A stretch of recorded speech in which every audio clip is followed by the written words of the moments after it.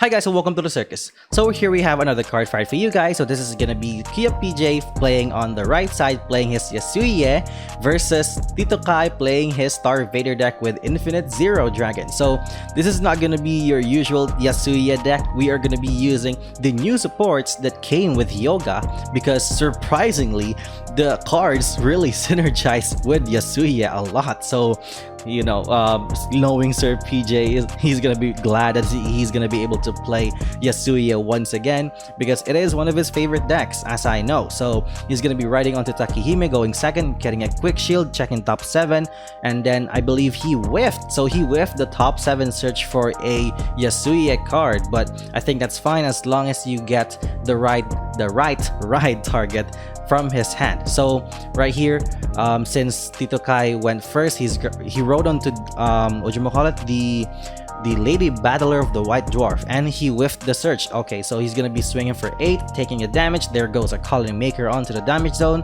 and then he's gonna be going on to Zirconium CB1, checking the opponent's top card and putting it at the front or the bottom. I mean, if it's at the back, he's gonna be getting 10k and a draw, but since he didn't, he will just lose a front row. So right here is gonna be calling Zirconium Craving Claw, and right here he's gonna be taking it with an on hit, checks a draw, drawing a card, checking top 5 after that battle, and then he's gonna be getting himself a free Star Vader unit from the top 5 cards. Before, I believe Craving Claw isn't really that much consistent yet in the deck because the deck really lacked that those cards that names are including with Star Vader. So the search is somewhat inconsistent, but right now because of the new supports it's gonna be really consistent. So it's a good on-hit pressure, especially in the early game when the opponent still needs CV. So he's gonna be riding onto Lady Silhouetta, and then he's gonna be counterblasting 1, revealing a copy of the Flight Cycle and calling the Flight Cycle from the deck. So since that Flight Cycle is called via Superior Call, that Cycle will get plus 5k and return to the bottom of the deck and draw a card. So he's gonna be swinging for 1 to pass, checking a draw trigger, giving everything to the Lady Silhouetta, and then he's gonna be going over that 10k base. He's gonna be drawing a card, swinging for 14k since Tito Kai didn't check a defensive after that battle. He's gonna be moving that Flight Cycle to the bottom of the deck and drawing a card. So just a lot of hard value very early in the game. That is very, very cool to see. So it's gonna be unlocking that unit now, and then right here is gonna be riding onto Infinite Zero Dragon on play CB1, discarding a card and locking once more a unit onto the opponent's side. So he only has 1 unit he can lock, which is the heal trigger. So he's gonna be locking that once again. He's gonna be losing 1 more front row. I mean the original front row that he lost earlier. So he's gonna be calling down Gravity Collapse and a Palladium. So Palladium is actually a pretty interesting card. So he's gonna be getting that Force 1 onto that the Gravity Collapse column, which is still a good thing to have. He's gonna be swinging for 21 on hit, which is a very good, very cool pressure card to have. As always, he's gonna be checking a crit. There goes a heal that doesn't go off, checking a Nudo to the damage zone. Since the attack hit, he's gonna be checking top 5 once again and fetching himself a copy of Infinite Zero Dragon to his hand for free. It's free. It's absolutely free, which is very cool. But it is an on hit, so it's still quite something. It's still quite tricky to pull off, especially if the opponent keeps on guarding. So yeah, he's gonna be swinging for 38. So 38 without anything. So he's gonna be guarding that for 10k. And wait, that was, oh my god, that was actually a misguard. He lost 10k there. You should be guarding for 10k more at that point. Maybe Tito Kai forgot the plus 10k from the trigger, but oh well. Let's just proceed to this. He's gonna be riding onto Yasuie, getting on Axel 2, drawing a card. Let's see what he does here. Board state is 3-2. The hand size of Yasuie is getting pretty beefy at the moment, and compared to Tito Kai's side, he's gonna be calling down Silhouetta CB1, revealing one more card from his hand. He's gonna reveal what card? Let's see. He's gonna be thinking here. What will he reveal? He's gonna be revealing a Sickle once again, and then checking the deck for the copy of Sickle that he just went to the bottom of the deck earlier. So it's pretty easy to find. So he's not going to be shuffling the deck yet because he might be doing something different. I mean, something else at the moment. So he's going to be calling Nudo to that column with the locked card, calling down Metamorphox, targeting one card on the field to copy. He's going to copy the Nudo, which is the most optimal option to work with. He's going to be using Yasuie's skill to CB1 Soul Blast 1, target 2 cards from his field. What will he call? So yeah, so Metamorphox is now changing on to Nudo, so he's gonna be calling Nudo. So yeah, just 1 unit I guess for CB1 Soul Blast 1. I mean, I think it's fine because he will get a lot of value after this battle phase because he will draw potentially a lot of cards. So he's gonna be swinging for 20. Oh, he's not gonna re-ride. So okay, so checks nothing, whiffs, nothing there, no defensives. He's gonna be swinging for 40, no re-ride. Okay, that's pretty interesting. Maybe he doesn't have the Tenma yet, and he doesn't have Awazu. But he checked Awazu, and maybe he's reserving that Awazu for later. So swing for 14k. If that unit didn't hit, he will be able to put that unit to the bottom of the deck and along with the card on the opponent's board. He guarded it. He checked a heal, which goes off, getting him to 23k base, but this is still 26k after the battle. He will intercept that one, so he's gonna be putting that card to the bottom of the deck and draw a card. So nothing more, there's nothing more to do now. He's gonna be using Nudo to draw a card and unlocking the front row.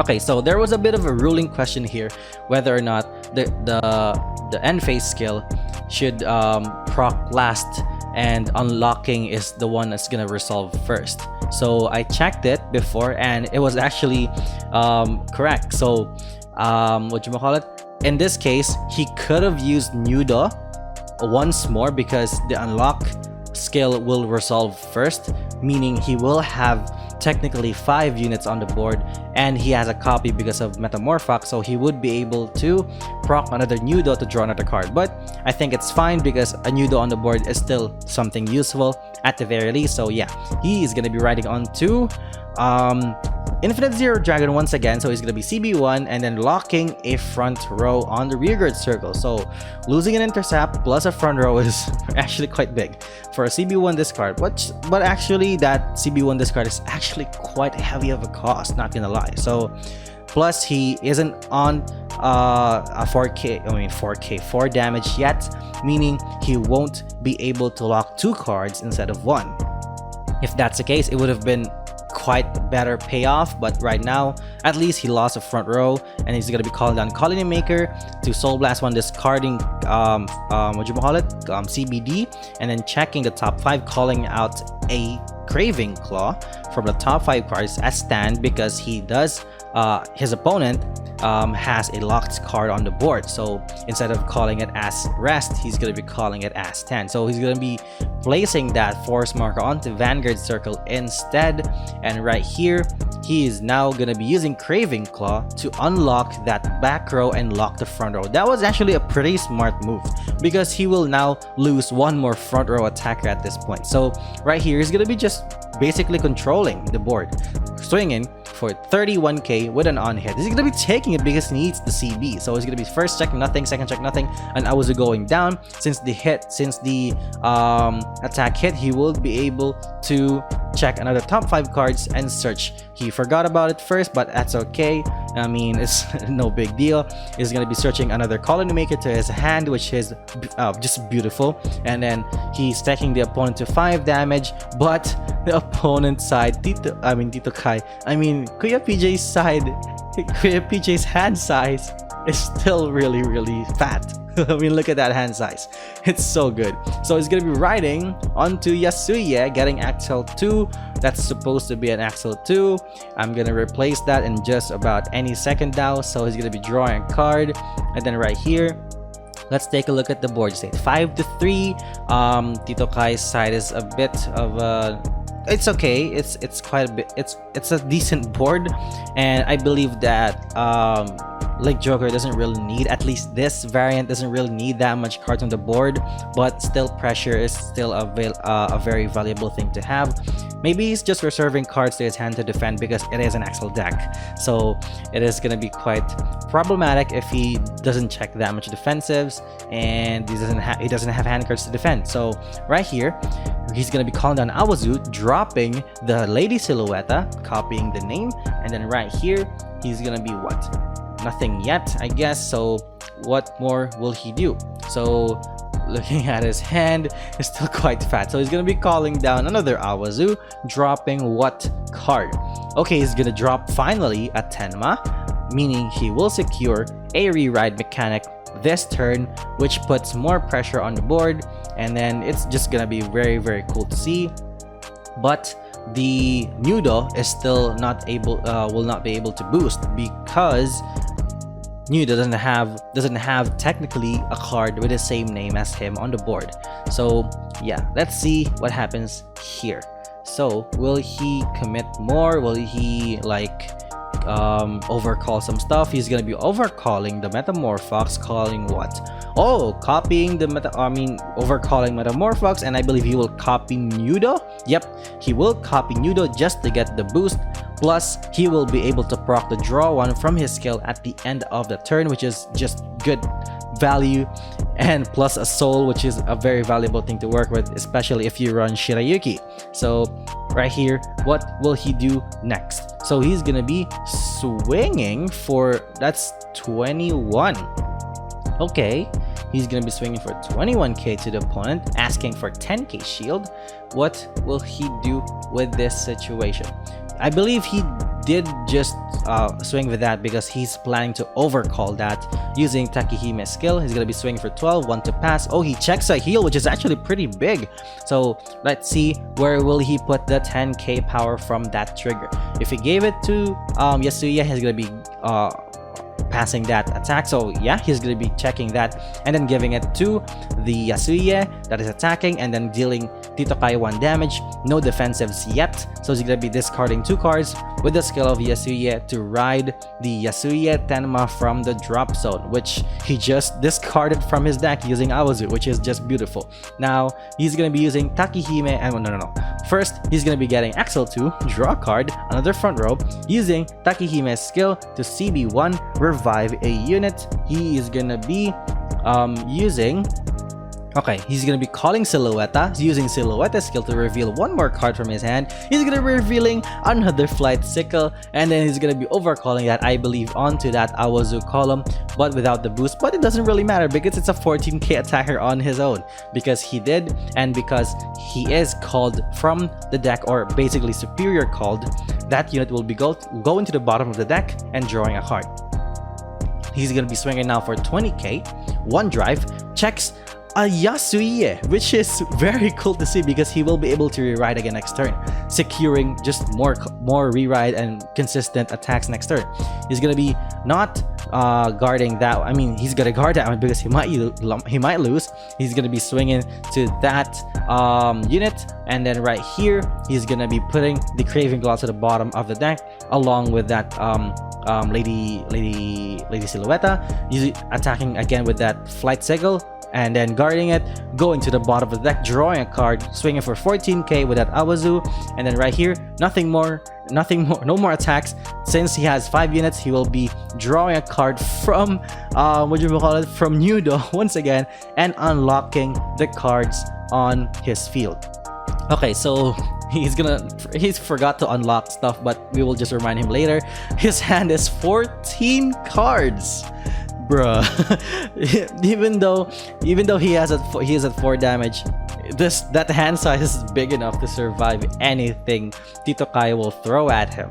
And let's see what happens here. He's gonna be riding onto Chaos Breaker Dragon. He's gonna be using Zirconium's skill to CB1, lock the top card to the front row, or the back row. He's gonna be choosing to lock onto the front row instead. Now, what will he do? Does he have a Craving Claw? If he has a Craving Claw, he can use CBD's skill here. So let's see. Okay, he has the Craving Claw. from his hand using Craving Claw to put that unit to the soul, unlock one card, and then lock what? He's gonna be locking the back row, which is the best option to work with. He's gonna be retiring that one, draw a card, and since he has markers on the board, he will just remove 2 with the opponent's choosing. So we will see what happens here. Okay, he's gonna be retiring the Lady Silhouetta that was locked before. He's gonna be remaining the Awazu, but it doesn't really matter at this point because those are vanillas right now. And right here we are gonna be seeing a Colony Maker, 2 force markers to the opponent's side, to the Takai side. He's gonna be calling Colony Maker, discarding 1 card and checking top 5, and he's gonna be checking what to do with this 5 cards. Okay, he's gonna be calling Zirconium. Sadly, he didn't check a booster, at least a Craving Claw or Palladium. Nothing there, sadly, but it's still fine. It's still a card on the board.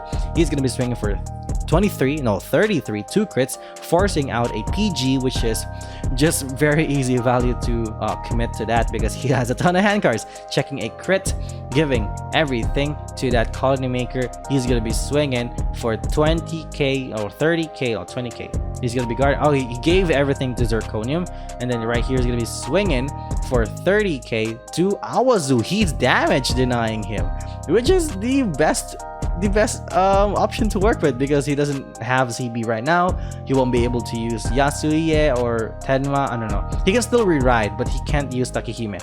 The re-ride mechanic doesn't cost CB, unlike Nightmare does, which is something that is very, very good to see. He's gonna be calling down Awazu, dropping yet another card. He dropped a Tenma, I believe, or a Yasuie, and then right here, oh yeah, I believe he dropped a Tenma, and then right here he's gonna be cutting the deck, just thinning out the deck, calling Shirayuki, soul blasting 2 cards, minusing 5k to the entire front row of the opponent. The Vanguard now is going to be setting for 8k. He's going to be calling down the Sickle from his hand, not yet. He's going to be calling down the Lady Silhouetta, and then what more cards, what more will he commit? So he's not going to commit anything more than that. He's going to be swinging for 12k, 1 to pass. No, it's not 1 to pass, it's 8k. It's gonna hit, bro. It's gonna hit hard. So he's gonna be taking it because he doesn't have that much hand cards. First check, well, is it a heal? It is not a heal, and that was a very cool game. And right there, he just couldn't finish it off earlier because of the amount of hand cards that KFPJ had, but it was still a very cool game to showcase the supports of the clan collection. And yeah, see you guys next time.